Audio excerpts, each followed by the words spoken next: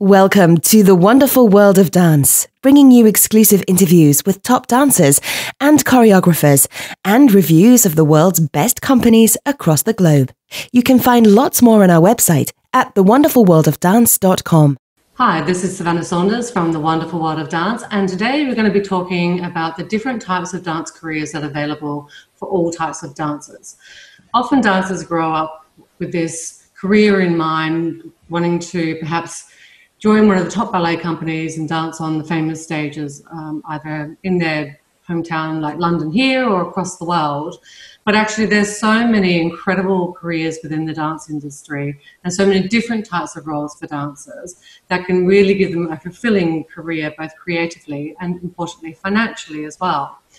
Today we are talking to Abbi Burns, who runs a dance company called Daily Dance, and which I hope I said correctly, and also a website called The Female Dancer, who's going to be chatting with me today about all the opportunities that dancers can have for a great career. Hi Abbi, thanks for joining us. Hi, it's great to be here. Thanks for having me. Did I say the name of your dance company correctly? It's Daily Dance. Daily Dance. Mm-hmm. Okay. So, well, let's talk about your own dance journey first. Tell us about, when you started, why you started, and what's your journey been like? Well, I think that mine is probably quite similar to most people's in the beginning, in the sense that, my mum took me to ballet classes probably before I was walking practically. I don't remember a time without dance. And I trained in ballet, tap and cabaret and stage and all the sort of usual after school clubs and that kind of thing. And then as it went along, I kind of, like so many girls, I started going more often, and then I was there every day, and I started student teaching, and then it was great because I got to do some choreography for a local panto group and all that kind of thing. And then when I turned 17, I was going to go to London, and I was going to go to dance college, and it was going to be amazing, and this was going to launch my dance career, and I was so excited, and I had all the big farewells and went down to London to go to dance college, and suddenly had this very strange thing of like, I don't want to do this. Like, I don't want to go down this route. Like, I'm only 5'3", which we're talking sort of, this was probably about 17 years ago, and 5'3" wasn't very tall for a dancer then. Yeah. I'm a little bit too wide to be a ballet dancer. So, I didn't really fit in. I wasn't going to get in the chorus lines, and I wasn't going to be able to do the traditional dance route. And I had this big panic of kind of, well, what am I going to do then? And I had this kind of strange thing of like, am I dancing because it's habit and it's what I've always done? Or am I dancing because I want to? And I quit everything. Wow. And I cut my hair short, and I gained a lot of weight, and I decided that was it for dance. And I spent about a year not doing anything and really, really pushing it away, really purposefully rebelling from it. And I was in London, I was working in Covent Garden, and just in a shop. And it was one of those things where I was in the heart of it, and I just didn't want it. So I packed up, came home to Derby, and then thought to myself, right, it's like, I'm 18 now, it's my choice now. Do I want to do it, or do I want to give it up forever? And I realised actually that I did want to dance, but I didn't want to dance in the kind of most traditional route. So initially what I did, I went back to training, because obviously I had to get myself back in shape. And I went back to training, and I went back to teaching and choreographing. And initially what I did was I ran classes, and I opened up a dance school, a sort of extracurricular performance dance school, heavily based in performance side of dance. How old were you when you set up your school? I was 19. Wow. Yeah, so I'd kind of decided that was what I was going to do, and I was going to choreograph, because that's what I was good at. That's what I was always good at. I was, I knew that was where my strength lay, and I didn't want to, I'd always found the exams quite oppressive and I found that it's very difficult to kind of have any kind of personality within the exam work, which I know obviously that is from a teenager's point of view. So I decided that I wanted more freedom, and I wanted the girls that I trained to have freedom. So we did performances all the time. Anyone that would let us dance anywhere, we performed. Fantastic. And after about 8 years, that was where I thought, right, now I have to make a choice. I have to make a sensible adult choice instead of a teenage choice. And I have to decide what I'm going to do.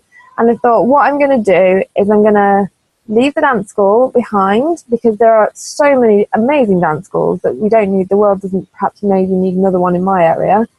And I'm going to open up a dance company, because in my area, in the East Midlands in England and around the surrounding area at that time, there wasn't a huge amount of work for professional dancers and for people wanting to make a living from dance. Yeah.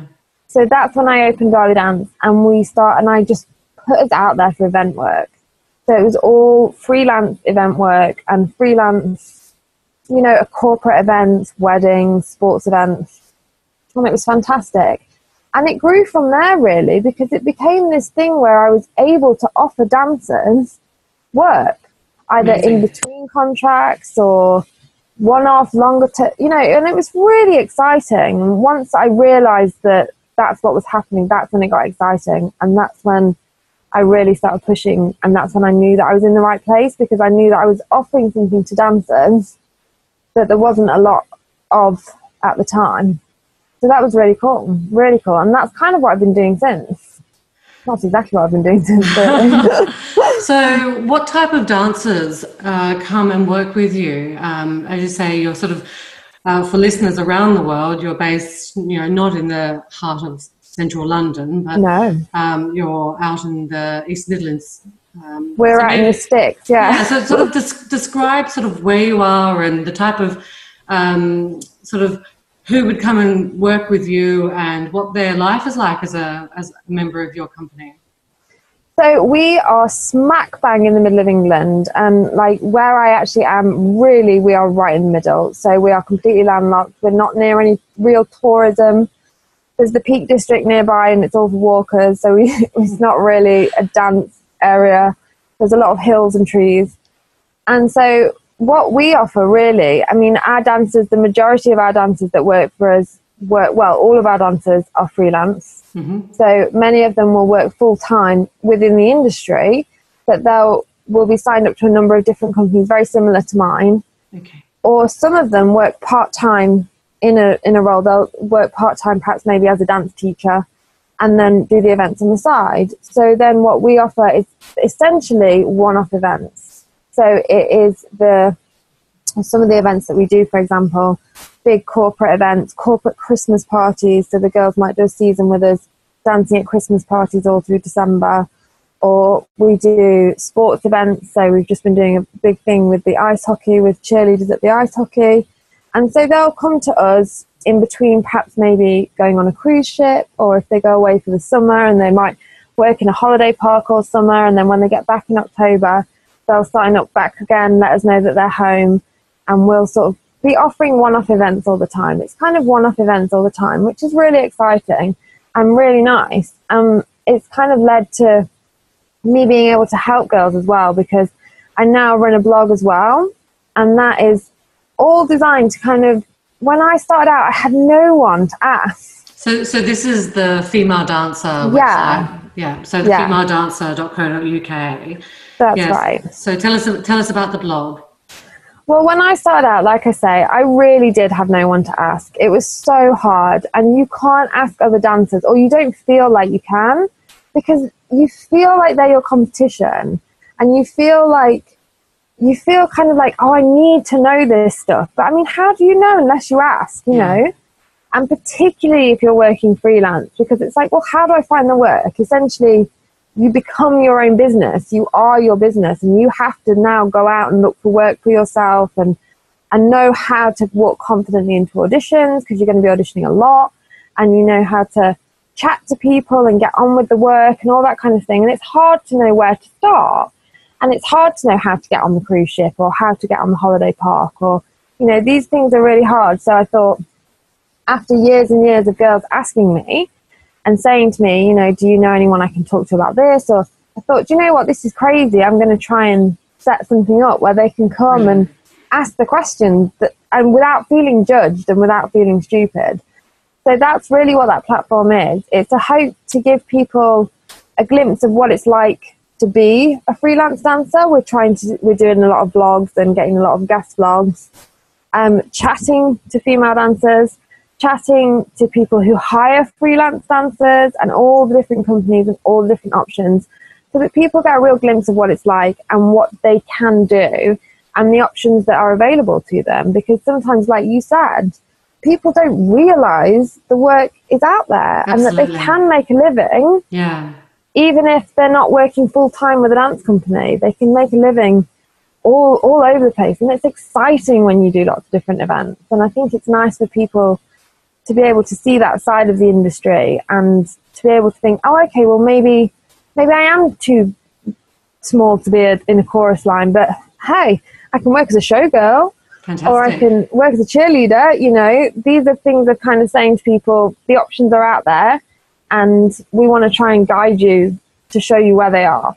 And also, I think what is really great about your company and also your platform is not just providing the information, but you're actually providing paid work as well for dancers. So they're not having to take, free, unpaid jobs so that they sort of keep their toe in the industry, or that and it's so great that they can actually build a career all around being a freelance dancer, which is not an easy thing to do.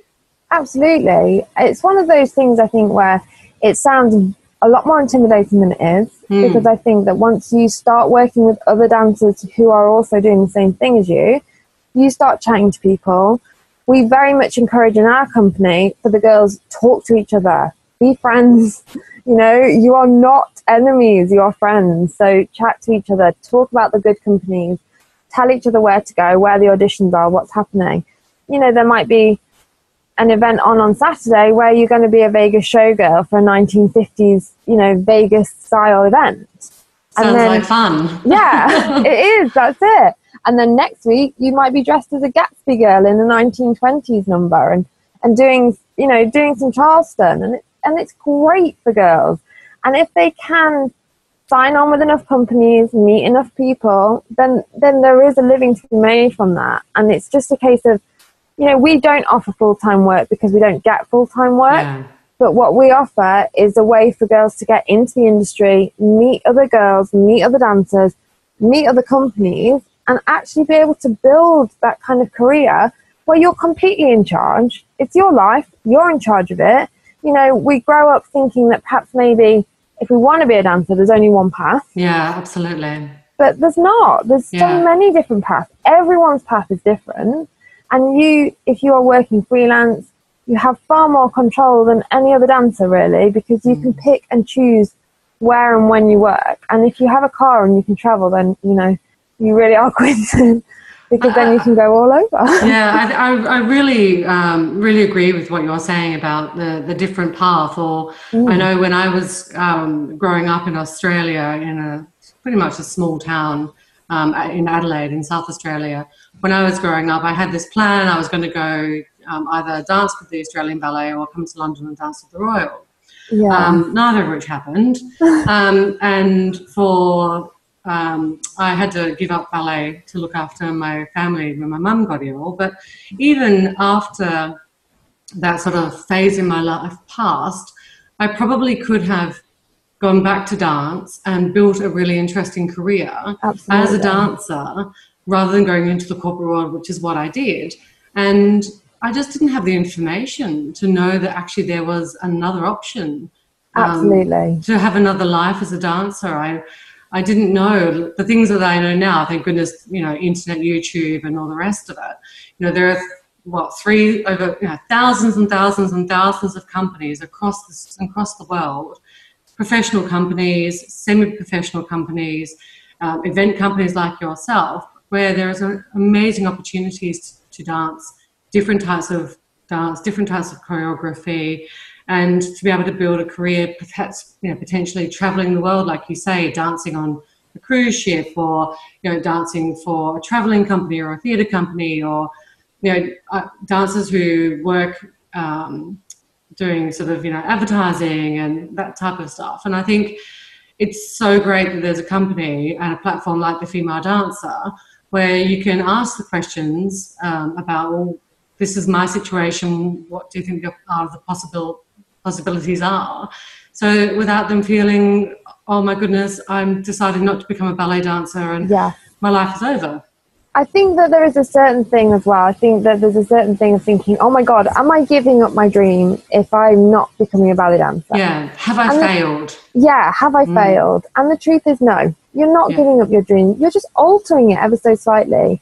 And if you think, I mean, the thing that inspired me to want to be a dancer was when I was a kid and I went to Disneyland and I saw the Disney parade and I saw the dancers and I was like, oh my God, look at that. And that is what I mean. There's all those jobs are out there. There are dancers in so many places. And the thing that I find really exciting about those jobs is the fact that they almost bridge the gap between the dance world and people who don't really know anything about dance. Because you're putting yourself in situations, and very often in front of audiences, maybe at different events and different things you're doing, who would never buy tickets to go to the ballet, who would never necessarily go and see a West End show. I mean, they're missing out. Obviously they are. Obviously. But, you know, they wouldn't think to do that. It wouldn't be on their radar. But then they see dancers performing and they start to get interested and they start to ask questions. And we have this a lot. And they start to know more. And you're almost introducing people to a world of performance that they hadn't necessarily looked at before.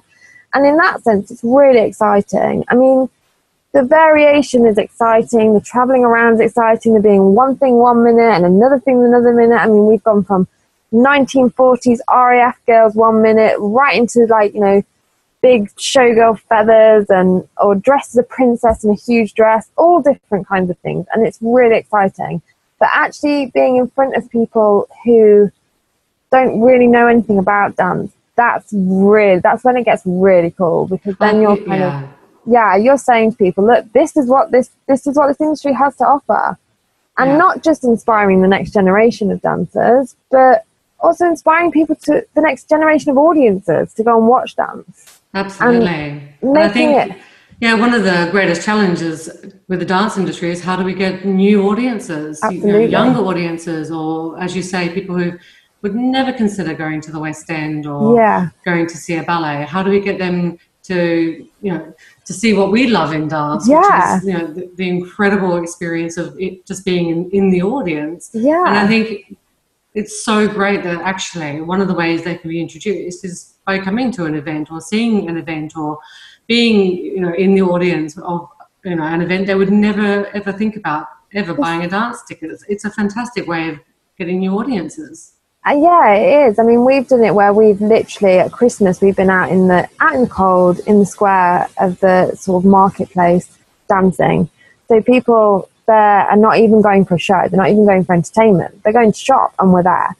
Or we've gone to the cinema and we've done, when there's been screenings of particular films, and we've danced before the screening outside the cinema or inside the foyer. Things like that, where it's kind of like you're kind of puncturing the real world with dance.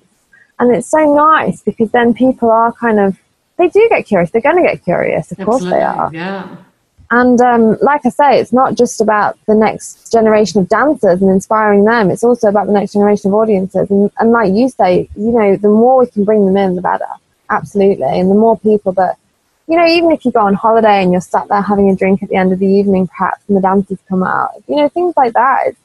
It's putting dance into the world in a way that taking it sort of out of the traditional theatre and taking it to where people are who may not ever go inside of a theatre. And a lot of the time at the events that we do, our dancers may be in costume and on the door welcoming people before the event and things like that. Or when we're doing the sports events with the cheerleaders, they will be out interacting with fans and things, so they're talking to people as well.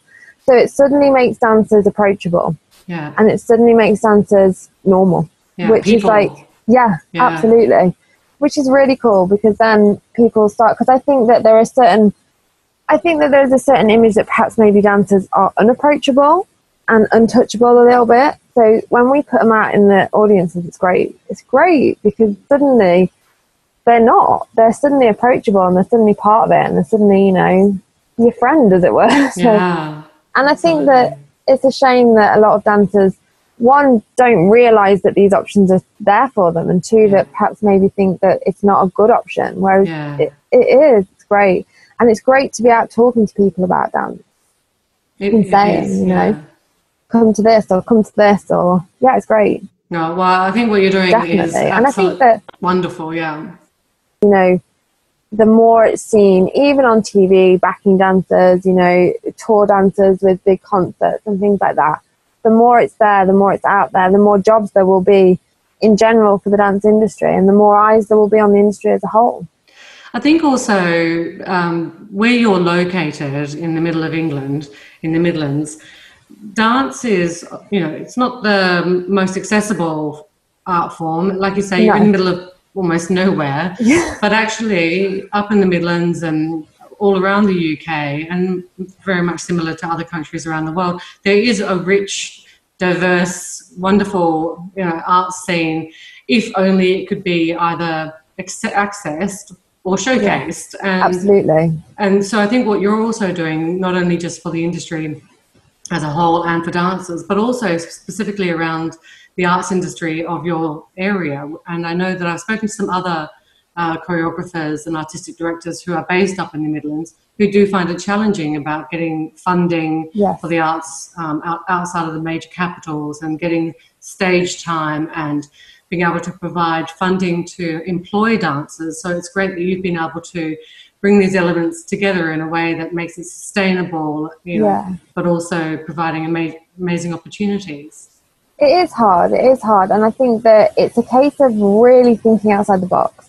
Going to the companies, you know, we don't work a huge amount with theatres. We work with, you know, cricket clubs, football clubs. We work with wedding venues, and we did do a bit of dancing with charity at the London Marathon, and you know, it's things we're thinking outside the box all the time, and kind of going up to people and going, do you know what this event needs? It needs dancers. Absolutely. So we're going and telling them that they need us, as opposed to kind of, you know, the theatre and the traditional route. We have done that, and we do that, but we're very much outside of that. We're very much kind of going to all of the places that you wouldn't think of. And you know, there are times when, you know, we'll be dancing in a golf club and it's like, this is insane, but you know, fantastic. Or like, say we're dancing at the cinema, and it's those things that I think it's just a case of thinking outside the box all the time. And I think that that's it with dancers as well. There are so many dancers that aren't in London, that are all over the country, and you know, for whatever reason might not be able to move to London, or might not want to move to London. I mean, you know, I've lived there myself. It's a very expensive way of living, you know. Yes, it is. Yeah. I'm based in London. Yeah, and it's a hectic life. Yeah. And like for me, I mean, you know, a big thing for me was that I wanted to be near my family, and I wanted to be, you know, back in what I would consider to be my home. And it's exciting to be able to think, right, okay, well, I'm not going to move to London, but I'm still going to find the work, because the work is there to find. And you can stay at home. Okay, we might jump in the car and travel an hour up the road for an event, but I mean, that's no big deal. And you know, I think it goes back to that part, that whole aspect around different choices available. You don't have to move to London to be a successful dancer, or to have a career that you find fulfilling and successful. And that a career that you believe is successful is all that matters. It isn't about how you are going to be judged by others, or, you know, if you're not, as you say, in the chorus, you know, at a West End show, well then, you know, I think it's great that there are opportunities for local dancers to dance locally, to enrich the local community, and to bring dance to the broader world, to everywhere, to everyone. And I think that it's very, I mean, like, we've done things like, you know, we've done like a feature film that was, you know, in the area, and it's, things like this is just kind of like, you don't expect to be able to find them outside of London, but they're there. And I think that, you know, it's very important for dancers now to know that they can take control of their career. And if they don't want to be a ballet, like, ballet is my heart and soul. I think, to be honest, most dancers at the core of it started with ballet, and the majority of their training probably branched out in some way or another from ballet, or possibly ballroom. And I think that they're always going to be at the core of it. But to be able to then go outside of that, and to be able to explore different kinds of dancing and different ways of dancing, and just find your own path. Yeah. Don't worry about what everyone else is doing. Don't worry about how she did it or how she did it. Don't worry that she's still on point and you don't want to put your point shoes on again because they hurt too much. It doesn't matter. There are so much else out there. Yeah. And we come across dancers that are so talented that, you know, sometimes I'm watching, we do open auditions with girls, and I'm watching them dance, I'm thinking, wow, like I could watch you all day. But it doesn't mean, if you go outside of London, it doesn't take away the talent, it doesn't take away the training, it doesn't take away the skill, it doesn't take away the passion. All it does is change location, and therefore slightly maybe change the type of events that you do and the type of companies that you work for. But the key is variation and being able to go for it anyway. So, you know. So tell me, when you hold your open auditions, what do you look for in selecting dancers to come and work with you?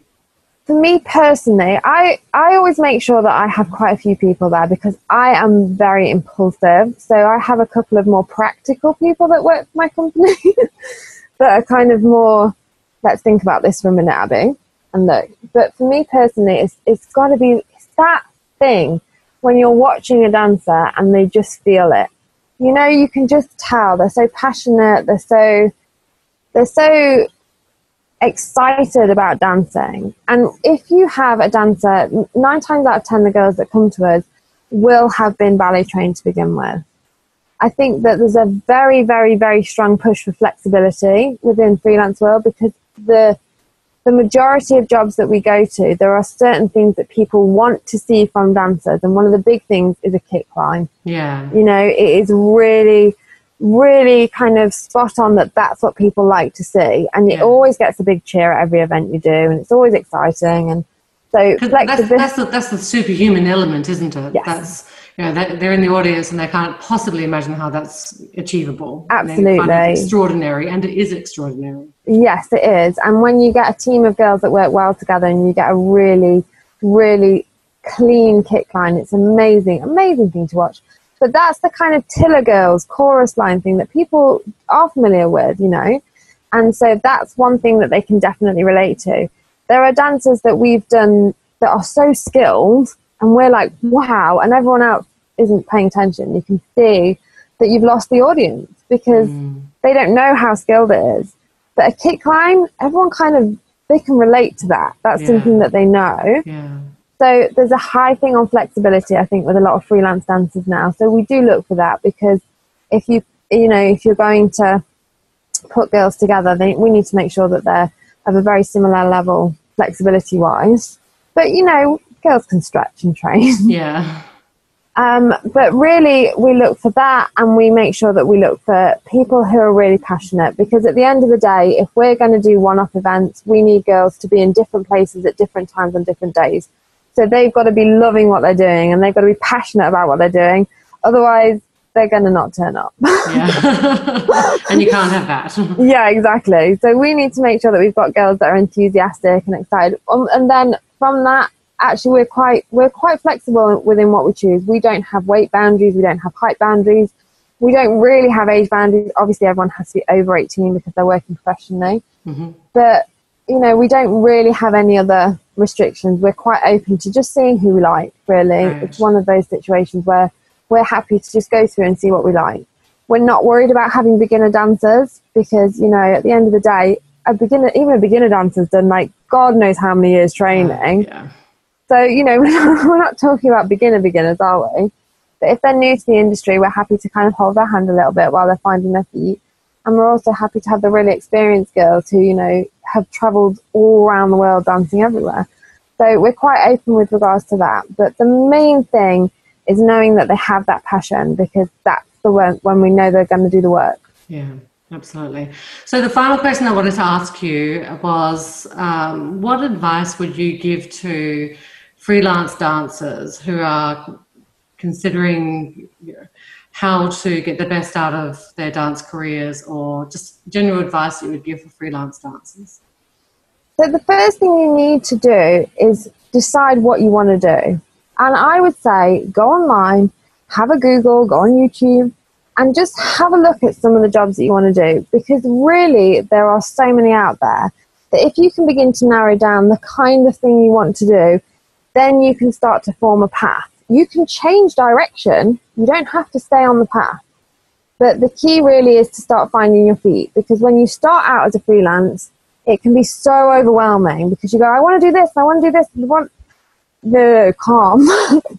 And just find out, you know, do I want to do showgirl? Do I want to go on a cruise ship? Do I want to work for Bursford Christmas Spectacular, which is amazing? Do I want to, you know, what do I want to do? And then if you sort of pinpoint sort of maybe your top 3 jobs, and then find out the criteria, you know, what are they looking for? What is their criteria for you going? For example, if I wanted to go and work at the Moulin Rouge, I'm out, because their minimum height requirement is 5'10", and there's no way I'm going to add 7 inches to me. No matter how big the heels, I'm not going to stand in line with them. So, you know, find the criteria and make sure that you fit. And don't worry if you don't, because there'll be another one that you do fit with. So, okay, you can't dance the Moulin Rouge. Where can you dance? And if it's a cruise ship, then maybe their auditions are going to be later in the year. Then start finding the companies like mine, and there's lots out there that you can perhaps maybe sign up to and start taking on the showgirl events that are going to be in line with the cruise ship that you want to end up with. I think it's important to kind of have a little bit of focus and direction. If you want to work at Disneyland, then it's going to be good if you perhaps maybe do some children's parties and have experience working with kids, or character work, or skin work, like mascot work, all that kind of thing. And if you kind of have your ultimate job, and then you can kind of pick the jobs working towards that. Otherwise, you'll go on these websites that post the jobs up, and you'll just click apply to everything, and you won't know if you're coming or going. And you probably won't get the work because they know you're just clicking apply to everything. So just become clear on where you're going, pick which job it is, research the companies you're going to audition for, and just go down that route. And then be willing to change direction. I think that this really is the key. Have a goal in mind, but don't worry if you steer away from the goal, and just keep going and stay focused. And really, another big thing is don't be overwhelmed by the competition, because yes, there's thousands of dancers out there, but there's thousands of dance jobs out there as well. So, you know, don't be overwhelmed by the competition. Don't compare yourself to others and worry about it. Just, you know, relax and know that you will find your path somehow, some way through the industry. And if you stay focused on what is the ultimate goal, is it a cruise ship? Is it Disney? Is it a summer in Cyprus? Then, you know, work towards that and find out all the information you can, so that when that opportunity presents itself, which it will, you are armed with the best information and the best way to go and audition for that big job and get it. Well, that was absolutely fantastic advice, and I'm so glad that you've been able to share your expertise and the inspiration for dancers out there to be able to think about the different careers that they might like to have. And so thank you very much for joining us, Abbi. Thank you for having me. And for listeners, you can find out more about the female dancer. Visit the website that Abbi has set up called thefemaledancer.co.uk. And for information about the events, if you want to book an event, or if you're thinking about, I wouldn't mind joining this fabulous company, darlydance.co.uk for Abbi's dance company. Thank you so much, Abbi. Thank you. Thanks. Don't forget to subscribe. We've got some incredible interviews coming up with principal ballerinas and renowned choreographers. We love dance and ballet, and we hope you'll love us. Join us on Facebook and Twitter.